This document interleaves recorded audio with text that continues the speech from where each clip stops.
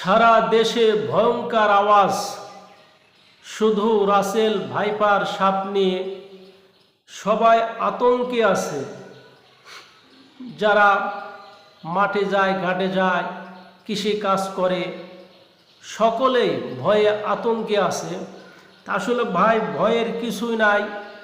যদি তারা হায়াত থাকে কিচ্ছু হবে না, হায়াত না থাকলে সে চলে যাবে। তো এই ভয়ঙ্কর সাপের হাত থেকে বাঁচার জন্য একটা দোয়া আছে, ছোট্ট একটা দোয়া আছে। এই দোয়াটা যদি কোনো ব্যক্তি সকালে অথবা বিকালে, সন্ধ্যায়, দিনের ভিতরে, রাতের ভিতরে একবার পড়লেই সেই দিন আর তাকে সাপে সবল মারতে পারে না, দংশন করতে পারে না। তা যারাই আমরা কৃষি কাজ করি, রাস্তা ঘাটে, পানিতে, চকে, খালে, বিলে যারা আমরা কাজ করি, অথচ রাত্রে চলাফেরা লাগে, তো কোন সময় কারে সবল মারবে এটা ভাই বলা যাবে না। দেখা যাচ্ছে আমারও সবল মারতে পারে। তো যে কোনো, শুধু রাসেল ভাইপার শুধু সাপ না, যত প্রকার ভয়ঙ্কর সাপ আছে, জাতি সাপ, কুক্কু সাপ, দাঁড়া সাপ, তারপরে আপনার খোয়া সাপ, যত প্রকার সাপ আছে, সমস্ত সাপের হাত থেকে আপনি হেফাজত থাকতে পারবেন, সবল থেকে আপনি বাঁচতে পারবেন যদি এই দোয়াটা আপনি সময় মতো পড়েন, সকালে অথবা সন্ধ্যায়।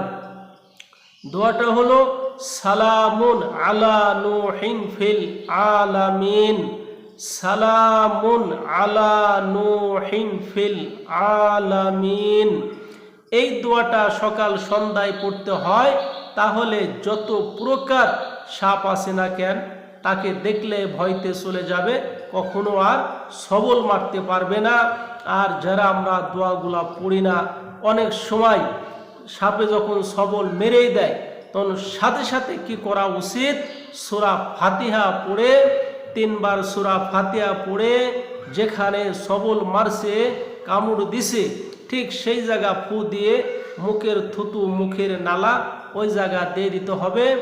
আর সাথে সাথে ভালো ডাক্তারের পরামর্শ নিতে হবে।